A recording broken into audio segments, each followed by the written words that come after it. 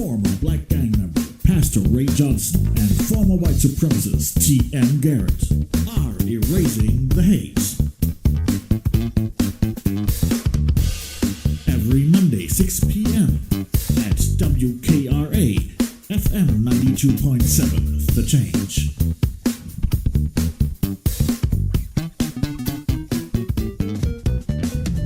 This is TM Garret. And I'm Pastor Ray. And we are erasing the hate.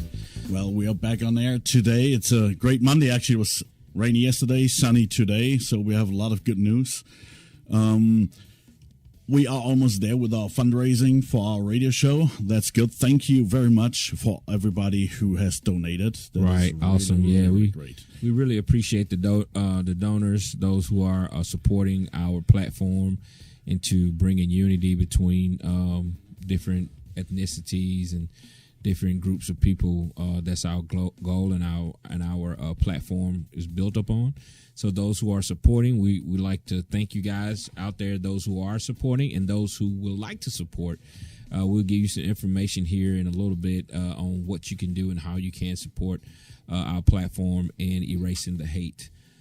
So, and I remember you said today that the different people that they kind of gave, I was kind of blown by that, Yeah, we had it wasn't that many people, but they gave a lot. So it's about 10 donors we had, and they gave a good amount of money that we need. And we need that every month to stay on air. And that is really important if you want to support us. It is on our Facebook page. If you go there, type in Erasing the Hate Radio Show, you will find the information. We'll talk about it a little bit more later because today is a special episode. It's not only our fourth episode here on WKRA 92.7 FM, The Change here in Holly Springs. We also decided that we start having guests on the show. If we can, then we will have them here live. That will be next week. Yep. We'll announce them later. But today we have one special guest, actually a legend. If we're talking about erasing the hate, this is the man. Yes. This is the man who started. He ran one of the first exit programs, pulling people out of hate groups. And we're talking about the hate group, the Ku Klux Klan. And this man, he's going to Klan rallies, and he's talking to those Klan members until they give up. And they give him their ropes. And the special thing about him is he's black. Wow. So if you want to know why a black man goes to Klan rallies and talks to Klan members and becomes friends with them, well, let's find out. Welcome to our show, the legendary Daryl Davis. Hey, thank you for having me. I don't know how much of a legend I am, but I'm here.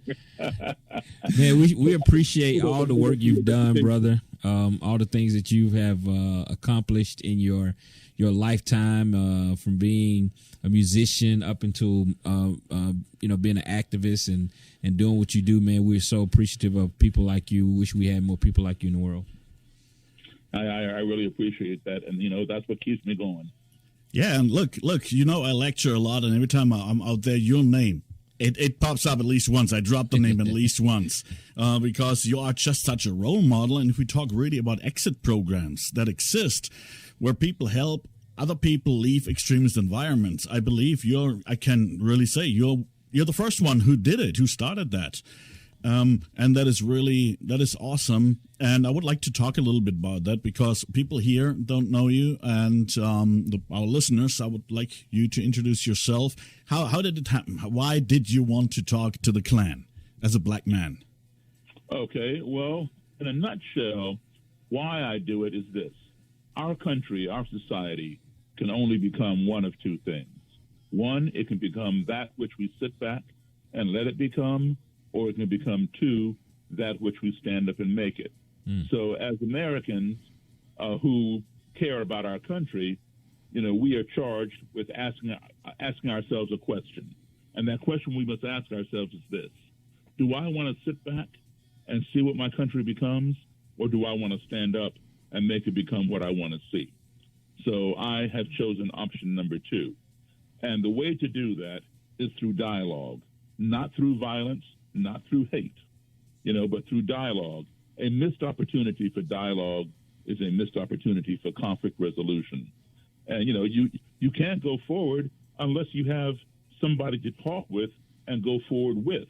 We cannot coexist in this society without crossing paths. Mm-hmm. And if we do, each time we cross a path, it's going to be impactful, be it violently or positively. So I would prefer it to be positively. And the way you make it positively is by getting to know one another. Now, let me ask you this. It's easy to it's a little bit more easier to get people together who maybe just have differences of opinion on different things. But man, you going into one of the hardest part. I mean, you going into camps and really making yourself available to people who believe, maybe grew up, and they're backed by their religious belief on this hate, towards people that are not of the same ethnicity. So what gives you just the strength and the belief to go into these places and deal with these people? I mean, what do you get out of it from? Obviously, my religion must be a little stronger than theirs. So, if that's their religious belief, and you're right, many people do consider it written in the Bible, that we must be separated and so forth and so on, and they show me verses, of course, which have been twisted right. to suit their narratives. Mm-hmm. But I point out the truth, mm-hmm. and then I prove it to them by also showing them the flaws that they have misinterpreted in the Bible, especially if their biblical leanings are towards Christianity, which is what I know most about, mm-hmm. Other than some of the other religions, which I absolutely respect. Mm-hmm. But when I see Christianity, being distorted, then I got to point that out and show where it is distorted and why it's distorted. I don't tell people what to think, but I tell them how to think. Wow. And, one's perspective is one's reality. And so we cannot change somebody's reality. Their reality is their reality. Mm-hmm. But what we can do is we can offer them different perspectives. And then if they accept those perspectives, they change their own reality. Like, for example, in you mentioned religion in the Bible, etc. In 1 Corinthians, there is a verse there that says, "A woman shall not speak in the church. If she has any questions, she is to ask her husband at home." So, some people interpret that as meaning no woman shall ever speak in the church, which is why those particular people do not believe we should be able to have female reverends or female ministers, mm-hmm. etc., because it says a woman should not speak in the church. Obviously, that to me that verse was not written by God. That verse was written by man, some male chauvinist. Mm-hmm. Yeah, and some of the theology behind that, some believe that that because they didn't have amplifiers and speakers, that most of the women sat in the back and the men sit in the front, and they were always yelling up like, "Well, what is the preacher saying?" And they would tell them, just let them be quiet for a moment. Let the men, who was the leaders of the house, get all the information. Then when they go home, they teach their wives at home. So, that's powerful. So today we were really bringing up a topic, a subject that we wanted to talk about today, and it's because of all what's going on in our world today in America, and I'm pretty sure everybody knows what's going on. But then we see the differences of opinions and the differences of beliefs. And so we was thinking about today, just like my opinion matters. So, with you going into these groups and just showing them a better way and what's the truth, how do you feel when they want to express themselves, when, they want to give you their opinion, and you going into these groups with your beliefs and what you believe in? How do you create the atmosphere for them to be able to hear what you're saying to change? Well, the late Senator Patrick Daniel Moynihan had a saying, and he said, "Everyone is entitled to their own set of opinions. Mm-hmm. However, no one is entitled to their own set of facts." Mm. So I will sit and I will listen to people's opinions, and I will express my own opinions, but I also come with facts. If their opinion sways me, then I will change my opinion. But nobody's opinion, theirs or anybody else's, can change the facts. So, in order to be heard, you have to, yourself, you have to allow others to be heard. What I have found is this. I had the benefit of doing a lot of travel. As a child, my parents were in the U.S. Foreign Service. So I spent a lot of time overseas on the continents of Africa and Europe, and I visited many other continents and lived in many different countries during my formative years. 2 years in this country, come back home here to the States, you're here for a little while, and then get reassigned to another country. This started for me at the age of 3 and then into my early teens. Now, as a professional musician performing around the world, I'm once again visiting different countries. When you combine my travels, my childhood travels, with my adulthood travels, I've been in a total of 57 different countries on 6 continents. Wow. That does not make me a better person than anybody else. But what it does is it has provided me with a broader perspective than most people who have not had that experience. Because I have been to different lands, seen different kinds of people, heard different languages, witnessed different religions, different cultures, practices, etc. And I can tell you something.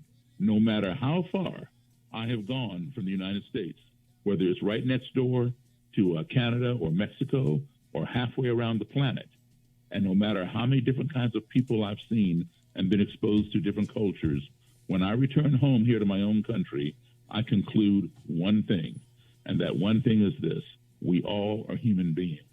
And as such, we all want basically the same 5 things. We want to be loved. We want to be respected. We want to be heard. We want to be treated fairly. And we want the same things for our family as anybody else wants for their family. No matter where you go, you will find those same 5 core elements. And so if you provide anybody and everybody, whether it's white supremacists, black supremacists, whoever, with those things, you will find it a lot easier to navigate in that environment.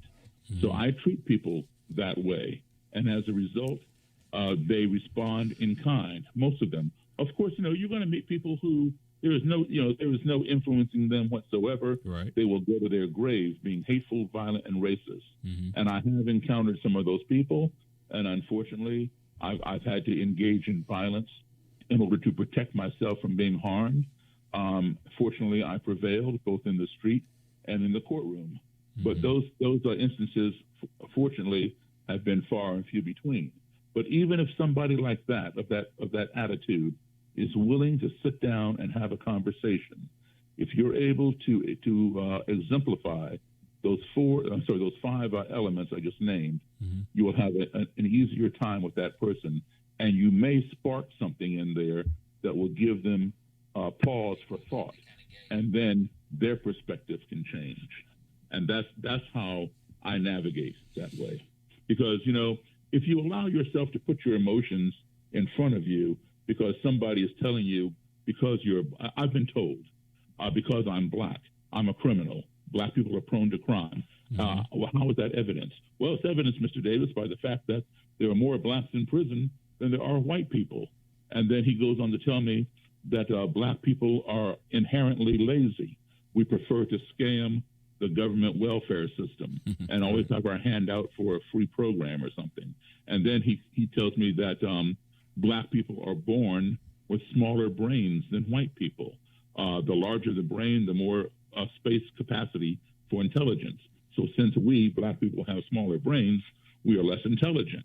And he says that this is evidenced by the fact that every year, black students score lower consistently every year on the SATs than white students. Now, what he is saying about there being more blacks in prison than whites is true. But he's not considering, it's a half-truth, because he's not considering the imbalance in our judicial system. What he is saying about black kids scoring lower than white kids on the SATs is also true. Every year, black kids do score lower than white children on the SATs. He sees that, it fits his narrative, and so that becomes his reality. But he's not seeing the reasoning behind it. Right. All right. So I have to give them the other perspective. The problem is that where do most black children go to school? They go to school in the inner city. Most white kids go to school in the suburbs. It is a fact, not an opinion. It is a fact that the schools in the inner city are not up to the same par, up to the same level standard as the schools in the suburbs. And I can assure you, also factual, that black kids who go to school in the suburbs score just as high, if not higher, than some white kids on the SATs. And white kids who go to school in the inner city score just as low, if not lower, than some black kids. That's right. So it has absolutely nothing to do with the color of one's skin or the size of one's brain, but it has everything to do with the quality of the educational system. And so I point these things out, and I don't, do it as an aggression to insult the person or to attack him. I'm just pointing out the facts. And so that gives him another perspective. And when he or she looks into that and finds that to be true, then they have a cognitive dissonance because they realize what this black person said was true. But I don't want to believe it because I'm not accustomed to black people telling the truth. And how come I didn't know the truth? I'm superior. I'm white. That's what makes me a supremacist. So how does this black person know this? But yet it is true. So they have a struggle in their own mind. Do I consider this person's skin color and accept the truth because I know it's true and change my ideology, or do I consider his skin color and continue living a lie because I don't want to accept the truth just because he's black? That becomes a dilemma. So my question is here, and people ask me to what you're doing when I tell people about you, and that's great. But I tell the regular person, if they ask me how can I change something on my level, I tell them, well, don't, like kids, don't do this at home. Don't repeat this at home. I don't tell them go to the Klan and make friends. Because you know how that works. You do that for over 20 years. That's your home game, you know how that works. But how can we adapt what you do to a level when, for example, a liberal and a conservative are talking, because you face the same problems, or just somebody who's not in a hate group, but who shows signs of racism or even doesn't know it, who's that typical systemic racism. How do we talk to these people? What it has to do with respect? I call it walking across the cafeteria. And what I mean by that phrase is this: in many cities, metropolitan type cities, you have offices or schools where you have a diverse group of people, and during the workday or class day or whatever, the students or the workers are working together, in their little cubicles, working on projects together. They get along fine. But then come 12 noon, they go downstairs to the cafeteria, and black people sit with black people. Hispanics sit with Hispanics. This group sits with people who look like them or speak their language or whatever. This is called self-segregation. Does this mean that these people are racist? No, not necessarily. People tend to feel more comfortable around familiarity, shared interests, shared culture, and things like that. Now, of course, if it goes too far, where I only want to sit with my own kind and I don't like the other kind, then yes, that crosses the line into bigotry or what have you. But people just tend to feel more comfortable around their own. So what I say is this: you all can work together, but at lunchtime, maybe once, twice a week, walk across the cafeteria and sit at somebody else's table, because we all have something to teach and we all have something to learn, and it makes you a more well-rounded person. One of my favorite quotes of all time is by the author. His real name was Samuel Clemens, but he went by the pen name of Mark Twain, and it's called the travel quote. And Mark Twain said, "Travel is fatal to prejudice, bigotry, and narrow-mindedness, and many of our people need it sorely on these accounts. Broad, wholesome, charitable views of men and things cannot be acquired by vegetating in one little corner of the earth all one's lifetime. That is so true. I have had the benefit of physically traveling around the world and seeing all these things and having these experiences and et cetera. All people have to do today in this great country of ours that is so diverse, you don't have to travel halfway around the world as I did. Just walk across the cafeteria, all right, and sit with somebody else who is not a part of your normal group, who may not look like you or speak your same language or worship where you worship, and just sit and have a conversation over lunch. I will guarantee you, you will walk away a far broader person with more knowledge than you ever could have dreamed possible. And on top of that, the icing on the cake is you might even gain a new and valuable friend. Mm-hmm. You know, we spend literally the Apollo program, the space program, between 1966 and 1973 spent $283 billion. I didn't say million, I said $billion to put a man on the moon. Okay? $283 billion to close the gap of space between here and the moon. And now we're spending even more than that to land the lunar rover on the planet Mars, etc.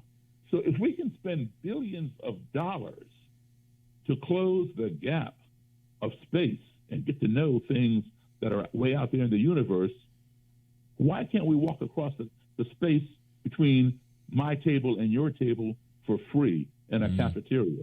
Right. It doesn't cost a thing. Let's try to close that space that we do have access to.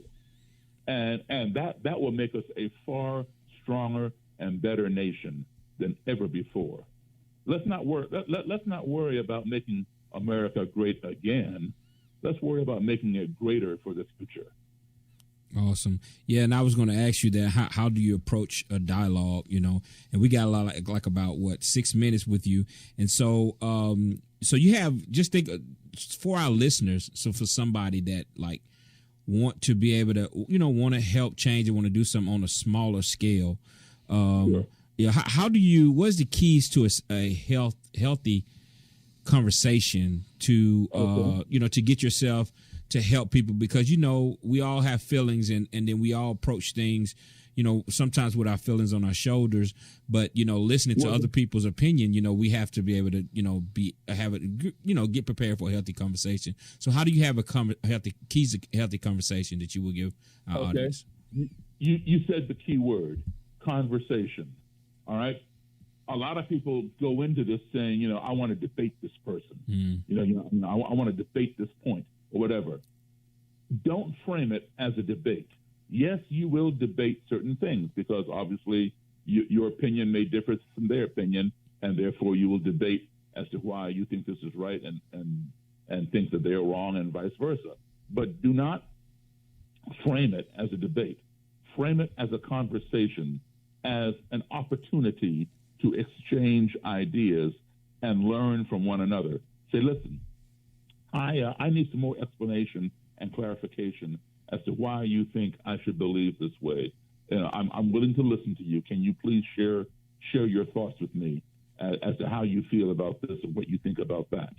And see, that brings the temperature down because, like I told you, people want to be respected and they want to be heard and they want to be treated fairly. So already, when you do it like that, you are giving that person those elements, and that door is opening a little wider, and you're getting your foot in there. But if you come across like gangbusters, I want to talk to you about this because I think you're wrong. Right. Let me give you an example. When this person, this Klan leader, and I've heard it a million times, and I can tell you this is the God's honest truth because I've been doing this now for almost 37 years. It'll be 37 years next year, 2021. And this is what I hear. All right. When somebody is telling me that I'm a criminal and that I'm lazy and that I'm unintelligent, I'm just sitting there 2 feet from the person, looking at them, and I'm listening to them. I am not pushing back. Now, does that mean that I'm kissing their behind? No. I am showing them respect. And let me say this. Understand the difference. I am not respecting what they're saying. I'm simply respecting their right to say it. Big difference. Okay? I'm showing them respect. I'm allowing them to be heard, and I'm treating them fairly. And therefore, I am bringing their wall down. Because as soon as they see me, I am not the object of their affection. I am the object of their hate. So, they're expecting pushback from me.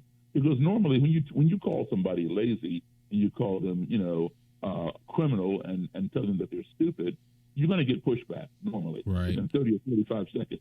First, it will start as verbal pushback, and then it may even escalate into violent pushback. But I'm not doing that. I'm not putting my emotions in front of me. Is what this person's saying offensive? Yes, it is absolutely offensive. Am I offended? Absolutely not. And the reason why I am not offended is because it's not true.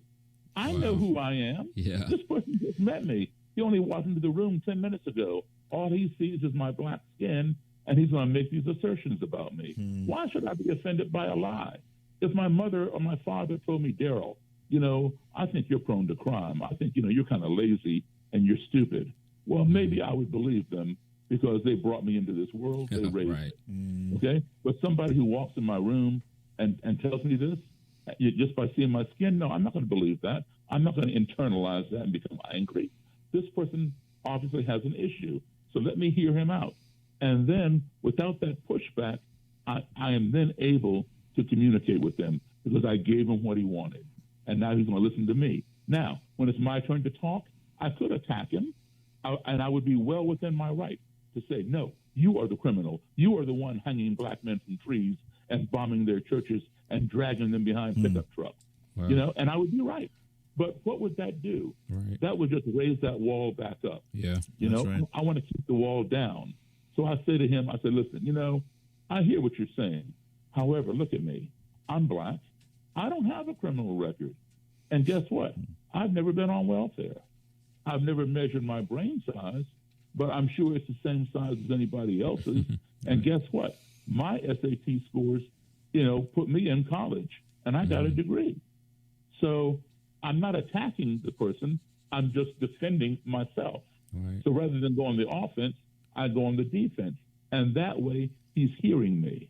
And so when he goes home, that's when he has that cognitive dissonance because now he's reflecting, damn, I just had a 3-hour conversation with a black man and we didn't fight. And I told him this, that, and the other, and we didn't fight. And you know what he said about such and such? It was true. But he's black. But what he said was true, but he's black. So there's that dilemma, that cognitive dissonance, Right. And so in the end, when they change, that's usually what happens. And that's what I've been told numbers of times when they relinquish their robes and hoods to me and tell me, I never expected, this to go this way, Daryl. But, what you said made sense and I thought about it.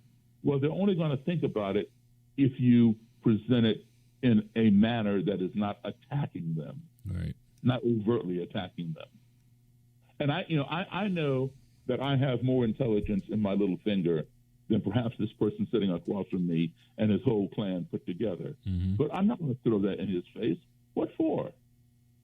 All that's going to do is make him feel bad, which he already feels, so that's why he's attacking me. Hurt people, right. So rather than do that, I try to defend myself.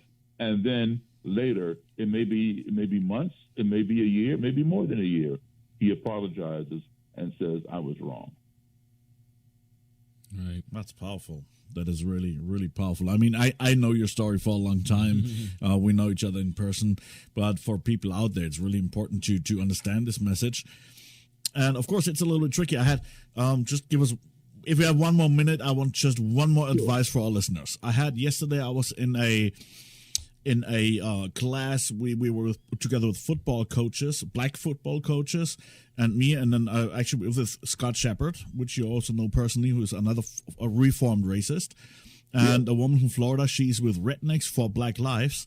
And we're just talking, what can we do against racism? And I hear that from the black community over and over again, that there's that fatigue, that they're just tired to trying to talk to white people and make them understand how they feel.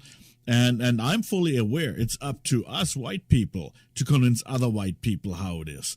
It's not your job. It's not Ray's job. It's not the black coach's job. It's my job as a white person, you know? So how to encourage somebody of color to get that conversation, to walk over the cafeteria and make the first step and sit down with the white kids who they maybe know the parents are maybe a little bit racist, or at least they think it. Well, I tell you, I feel it is all our jobs. I mean, you're right that, I shouldn't have to teach people how to treat me. They should have learned that at home. Mm-hmm. But the problem is they didn't learn it. And if I have the knowledge and I don't want to be treated this way, then I have the responsibility to teach somebody. Mm-hmm. It is all our jobs. We need to stop saying, I am not my brother's keeper.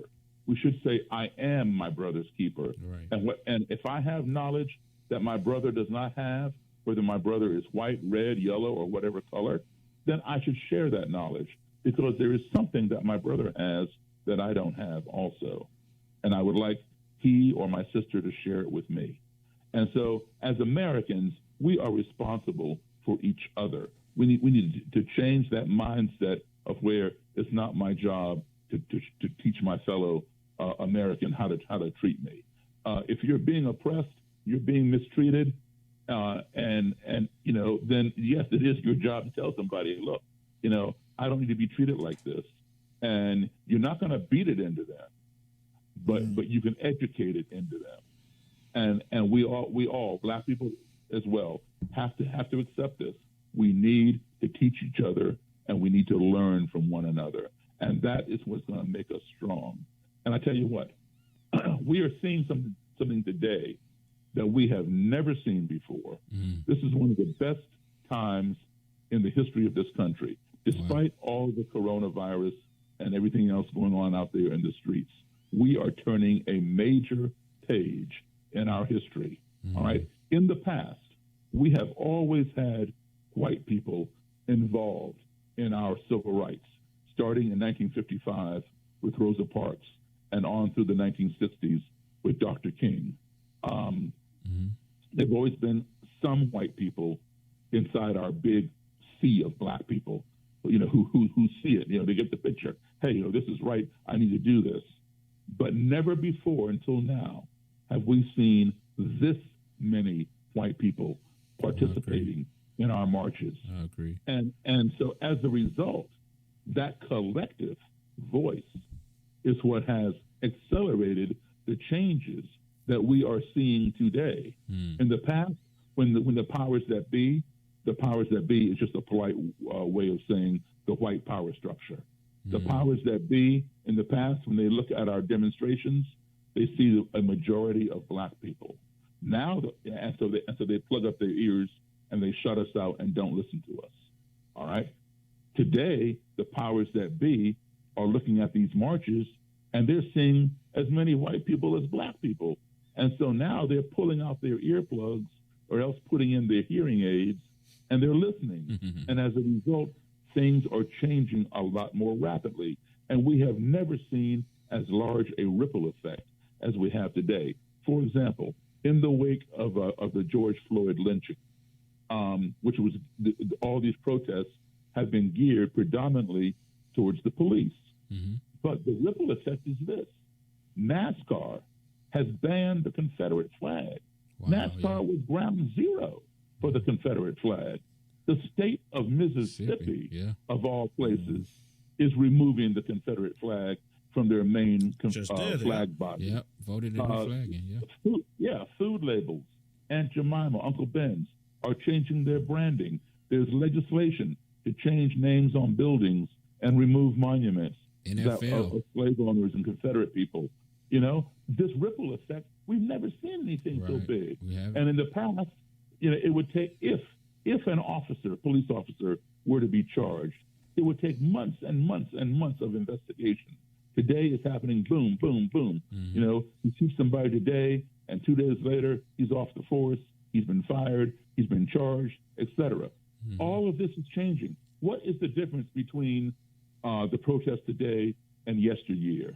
The difference is we have more of the collective body of this country, whites and blacks and Hispanics working together. Yeah. And that's what we need to focus on. That's what we need to build. And that's why I say we do need to teach one another and build that collective voice, because that collective voice is bringing about change for America. Wow, awesome. Well, we appreciate your time. And all you're over. I know you had to go actually at 6:30. Oh, your time 7:30. You're up in Maryland, but I got to run. But I really appreciate you guys having me on. Let's consider this part one, and we'll do a part two sometime. Man, absolutely, we will love it. Now, for our listeners, if they want to know what you do and catch up with you, or you can donate to your cause, how would they reach you? They can reach me. They can send donations to Daryl Davis, Daryl Davis, at P.O. Box 12196, 12196, Silver Spring, Maryland 20908, and my website is daryldavis.com, DARYLDAVIS.com. Awesome. Well, we thank you so much. Daryl. Thank you. Take care. All right, you too. You too. So, and if you want to reach Daryl on social media, by the way, that's a possibility too. He's on Facebook. Type in Daryl Davis and you will find him. He's also on Twitter and Instagram with the handle Real Daryl Davis. You can follow him there and you will get all the news, all his interviews. He's all over the place, and there's some great stuff out there. Just type it in Google. Oh, yeah. You will be blown away. I'm telling you. He's great. I mean, and this just hadn't started with him. You know, a lot of these things that's going on now has just, a lot of people just getting started with things like that. But, we've seen people collectively to try to change people's mind collectively on certain things. But this guy is going into the camp of KKK members and their rallies and going in like boots on the ground, going in, right, and like a Marine, man, and going in and changing. Well, he's indestructible. Some people call him crazy, It is a little bit crazy what he does, and I say it. Kids, don't try this at home, okay? I don't encourage the regular person to do what he does and go. And of course, he doesn't go to a Klan rally where he's not expected. Mm-hmm. He's calling those people first. He's reaching out to them. He's sitting down with them, and then he actually gets invited. It went so far. He walked down the daughter of Imperial Wizard, which is the national leader, down the aisle for a wedding as the best man. Crazy. It was the best man in this case because the father couldn't come. He walked her down the aisle at a Klan wedding. And that person, by the way, changed later too and left the Klan. And you have this all over the place. And look, I'm a former white supremacist, and this is exactly what I'm saying. Another friend of mine who's also a former Nazi, he said they didn't beat the Nazi out of me.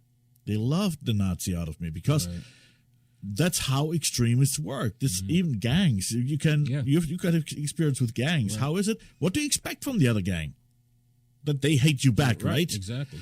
And if they don't, the whole spiel doesn't work. How does the gang spiel work when the other side is not against you all of a sudden? When the other side is not interested in engaging in all that, and they say, I don't want to be against you. And they're like, dang, okay, now what? Like Martin Luther King says, love overcomes hate, and when you do that, you as they say, you love the hell out of them, and that's what you pretty much do, right? And all that's built up, and people can't fight love. They can't fight against you and fight you to love them. It just can't happen. People, it's hard to fight someone that loves you, or at least somebody that you got to know, because you don't know people, then you fear what they do. It's like we talked about this last week.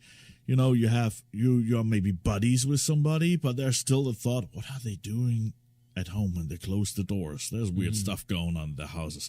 Like, how do black people bring their kids to bed, right? Or white people or whatever. If you don't know, you don't know. You don't know if it's the same or if it's different. Yeah. Do everybody sit around the black table? And white people spaghetti. Yeah. Okay, now we know it's a thing. And you all out there, you also know it's the thing right now. But you guys will never find out what is the difference if you don't go to a black man's house and try it, or to a white man's house and try it. And this is what you need to do. And Daryl didn't say it, but there's two famous quotes, and I use them all the time. And I will quote him because he didn't say it. The one is, when two enemies are talking, they're not fighting. And this is the whole thing, conversation. Yeah. And the second, we lost the art of civic discourse. And that means, and he said it, this is great, I will use it in the future. Right. Walking across the cafeteria, okay? Yeah, that's and making the conversation. Yeah. Don't go to a Klan rally. Don't do that. That is Daryl Lamb. Yeah, okay, yeah. He's now you can go the way you can go there is support and donate for him to do the work, and that's just as much as being right. He's taking down the big guys. Yeah. What we all can do, because okay, these are the big guys. They're in the hate groups, but you have the people like here at home, like maybe the parents of your classmate or your classmate himself or co-workers or whatever. What about those people? Well, if they radicalize, they become the next Klan leaders, maybe, you know? What can we do? And we can do what Daryl does, just on a smaller basis. Right. Exactly the same way. If we talk, if we show that respect, and this is something that all these groups have also in common, respect. It's in the gang. You have that in jihadist groups. You have that in white supremacist groups. Respect is a big, big thing. You want others to respect you. Otherwise, you're not going to talk to them. And seriously, that's not only in extremist groups. Okay, you're married, okay? You and Tam, when you're talking and you disagree on something without respect, where does it lead to? Oh, yeah, it's feuds. Right. So, and if you go in that conversation and you're thinking, oh, let's debate her, okay? Or let's convince her she's... I want to win the fight. Yeah, I want to win the fight, and I want to convince her I'm right and she's wrong. And she's doing the same. You spend more time doing that. And that thing gets done. You know, that's what everybody... And just to go back on the cafeteria analogy that he used, you know, that happens so often, and it may not even be towards the hate group part, but you know, you see that in churches. You know, when families come, when people come, you go sit with your favorite people that you like or you talk to the most, and you sit together. Tribalism. Yeah, it is. And then just like I've noticed, even at my family functions, family reunions, guess what? I sit with the people that I talk to the most. You know, and don't sit with people. I mean, you there to because you miss people and get to catch up, you know, and stuff like that, to have those dialogues and those talks. But what you do, you go to what you're familiar with, and sometimes it's not. I don't believe that every incident is a racial incident. It's just familiarity, man. It's what you're familiar to, but we have to get out of that comfort zone in order to fix what we've been noticing around the world today. And you may say, "Oh, I'm not racist. I'm not racist." But do you have a buddy? You know, a black friend? Do you have a white friend? No, because why? You don't want to go outside of your comfort zone, right? And be able to move that. You know. Yeah. Well, what's interesting too. Number one, what I wanted to say, so actually racism is just a form of tribalism. And tribalism can also be what happens when in your family, you have a family reunion, and you sit down with the people you talk to the most anyway. Right. And the people you don't have much contact with, they're sitting over there. So you get actually even more strange to them, right? Right. So that's tribalism. Just in form of the family, parts of family. Yeah. So actually, it's the same as racism, right? Yeah. Yeah, that's interesting. Yeah, because it's hard to even build off of that. So just that's what we were saying. The whole concept of this show was to say, do my opinion matter? And because a lot of times what we do, we don't want to give that person that time to express their opinion. Why do you hate me because I'm black? Why do you feel like this because you're black? And sometimes they're not racist. They just don't like the simple fact of how the cultures are how they govern themselves or how they go. And sometimes you're like, no, I just don't mess with black people because they loud and they obnoxious and they're angry. That's still and all racist. that. That's still racist, right? But that's a lot of people on both sides, everywhere. They see racism as hating the other. And you have all these people saying, no, I don't hate black people. I just don't like this. I just don't like this. Well, you're maybe not a hater, but you still don't like them because of that. So it makes, then you are a racist. Just because you don't hate them and you don't feel superior to them, you can still be a racist. I had a conversation yesterday, and somebody said, well, a lot of racists are married to black women. Or we had the conversation, or racists adopt black children, or racist women going to Africa, wherever, and working with all these black children, hungry black children, and coming back, the white savior complex, you know? These are forms of racism. They sometimes mean good, but for the wrong purpose. But this is hard to talk about, but still, even these people we need to talk to, and yes, their opinion matters too. And if somebody's out there and wants to talk about these things, maybe you would be interested to come on our show, be a guest, come here, either live if you're in the area, or call in.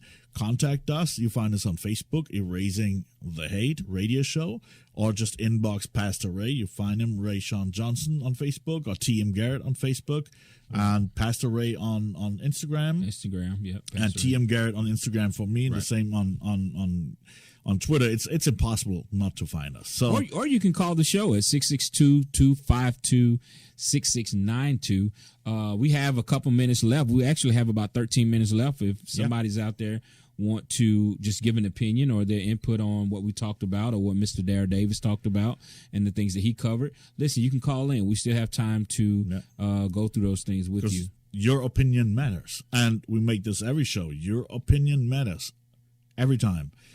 And we want to know what you think about it, no matter where you stand. And even if you're a racist, call in. We want to talk about it. Yeah, we want to see why you feel the way you feel or why you think the way you think. And sometimes we think the way we think and feel the way we feel. It's not an ugly word, but it's a true word of ignorance. We just don't know. We don't know. We don't care to research. We don't care to learn because our feelings and our opinions is our opinions, and we don't want to hear anybody else's. So it's just like, this is the way we feel. This is how my family does this.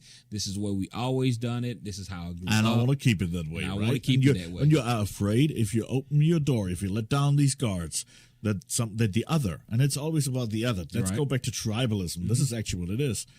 The other will come and influence your family, your kids, to do something that you don't want. Or sabotage. And this is just mistrust. And I do get it. I said it yesterday too. And you remember Dula on the old radio show? Right, yeah. And you remember what he said? The Dula. purple gorilla. Remember that? Yeah. So this is what I realized, me as a white person working in the black community. And I remember the first time we did a really big project was in 2017. We went to Orange Mound in Memphis. And people that are not from the area, it's the first actually like suburb or part of town that was entirely built for black Americans. And that's what still lives there, black Americans. And we did a kind of a food drive and we handed out flyers. And there was two black friends, and one went there, I went there. 7:30, it all got dark a little bit, and I knocked at houses, and I was wondering that 30% or 50% of the houses, the doors didn't open. And I was like, that is weird. Don't they like white people here? But then when Dula said that explained it actually, the purple gorilla effect. If it knocks at the door, and you open the door, and there's a purple gorilla, and slaps in your face, we close the door, okay? Next day, knocks on the door again. You look out, purple gorilla, okay?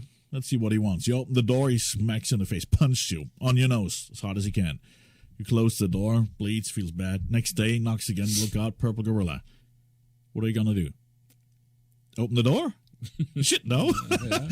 And that's it. And this is how the black community feels often. And this is what I learned working with the black community, because a lot of white people that meant really good still had an agenda, a political agenda often, why to help the people there. It was not genuine, you know? And there's a lot of mistrust. And it took me 2 years to gain the trust in the black community, really. Because there's also that fatigue I was talking about, and also mistrust. Fear that they come and do it again, or that they take over. And this is, You had the two. The fear that the white guys are coming, taking over the church, taking over this, taking over the radio show. No, I'm just kidding. No, but seriously, and this is just something that people have to realize. I didn't know that before that. And Dula, when he said that, I love that. Right. I love that metaphor, and I use it all the time. People understand. Oh yeah. Right. That makes sense. So instead of dealing with that, listen, you stay on your side of the town, I stay on my side of the town. We don't deal with it no more. It's too complicated. It takes too much work, and so what we do, we walk away from that. We don't deal with it. We don't touch it. We don't, or anything. So the same thing with liberal, conservatives, far rights, far lefts. They don't, the reason why they fight so much because they're not having fit the time in to hear what their opinions is. Do your opinion matter? My opinions matter. Don't matter if it doesn't match what you think and you feel and you believe, but have you heard each other out? Have you talked to each other? Have you, see why I feel this way? And you could, if you really listen, if you really open your ears up and not being on the defense, you may hear some things that may be logical. Yeah, but you need to talk about it. And this is also what I realized. There's a good example for that. Two, let's call them buddies, okay? The one is white, the other one is black. They got the same job, and they got the same side job. Mm-hmm. They're about the same age, both got a house and everything. And the white guy of those two, he's convinced there's no white privilege because, hey, the black guy made it just as far as I did. Exactly the same thing. Right. So, no advantage. I had to work hard for it as a white person. Mm-hmm. Now, and also, well, my black friend is never complaining about anything either. He doesn't complain that he's afraid when he goes out of the house. He's not afraid. He doesn't complain about anything. It looks like he seems to be okay. Mm-hmm. There's no racism. That happens. And so all these white people say there's no racism because they think about just hating people, not about the systemic racism. And the fun part is, if you then sometimes talk to the black counterpart, the black buddy, you hear the same what I said before, fatigue. Look, they just don't go in that conversation with their white buddy because either it destroys their relationship that they have. Exactly. And yeah, they don't go to each other's houses. Yeah, they may go out and have dinner or whatever somewhere, and then when they go home, the doors close. Right. They don't know how they bring each other's kids to bed. And that fatigue is there. The black guy of them too, he's just not. He said, Jim, I'm not explaining it. Right. I'm tired of it. They won't it's listen. just a non-topic. Yeah, it's just a non-topic. Mm-hmm. So both are pretending the problem doesn't exist, and then they part ways, and the black guy deals with other people that are ugly to him, but he never talks to his white buddy about it because he knows it will create a gap. Right. And so now a police kill a black guy. Now it's a rage again. And now we're just mad at each other because you don't want to hear what I'm saying, and I don't want to hear what you're saying. You're not, you're not listening to me. So now, therefore, it's looting, damage of goods and people businesses, because like Martin Luther King said, the riot is the voice of the unheard. So, but like we saying, I know this easier said than done. If people would just sit down and talk about it, they will understand why black people feel the way they feel. Mm-hmm. They will understand why white people feel the way they feel if they would just take that time and sit down and listen. Because you know what a therapist do? You pay them for this to listen to your problems, right? This is all they do, right. And so same thing with anything else. I heard an old person say you have the reason why you have one mouth and two ears because you need to do more listening than you do in talking. That's awesome. I need to remember that. But this is so true. This is the art of civic discourse. Listen to the other person with respect, because not letting other people talk out is disrespectful. Yes, when we have a conversation, sometimes you talk over people because you want to make yourself heard or whatever. Exactly. Otherwise, you can't say what you want to say. Mm-hmm. But these are healthy conversations. But just not listening to the other person or not letting them talk at all, it's just disrespectful. And seriously, if I would disrespect you all the time, would you want to sit here with me? No, nowhere come close to you. And what I love what Mr. Davis said, what Daryl Davis said, that's we think what we call conversations are mostly debates. We think we're having a conversation, but it's a debate to get you to feel what I'm saying, instead of have a healthy conversation.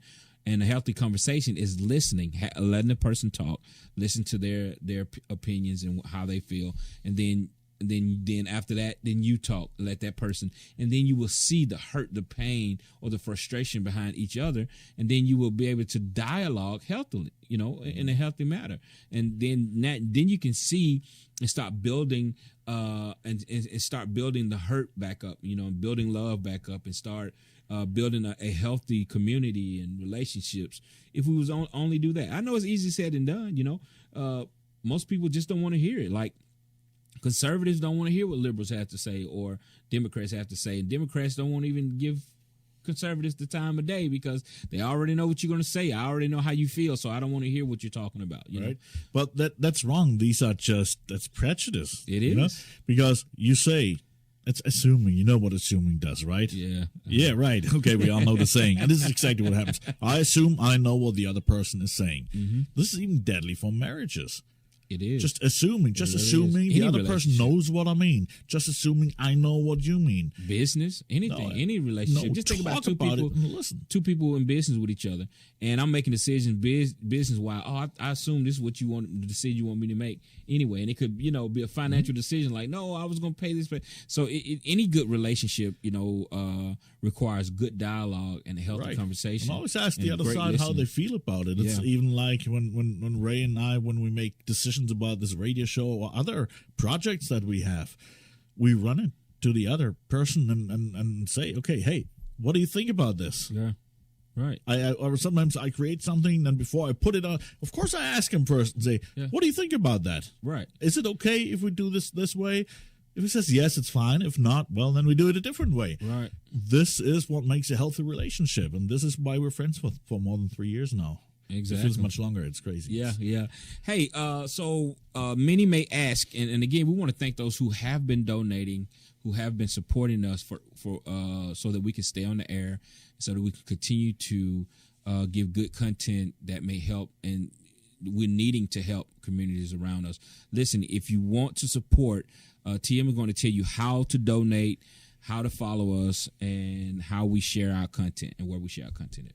Right. The easiest way is really to go to Facebook. I mean, everybody is on social media. Go to Facebook, type in Erasing the Hate Radio Show, and you will find on the page, you will see it. It says donate, big with all the credit card logos.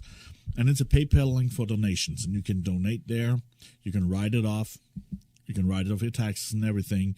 And we need the donation every month. We need your help so we can stay on air and do our work. And we appreciate everybody. Next week we'll have a nice list and thank people. Yeah. Let's see how long that will be. We're almost there. We have 50% roundabout, and we need a little bit more. Please go there. Please donate. If it's $1, $10, $20. Yeah. We had a couple people donating $50. That is great. We thank you so much. We can't do the work without you.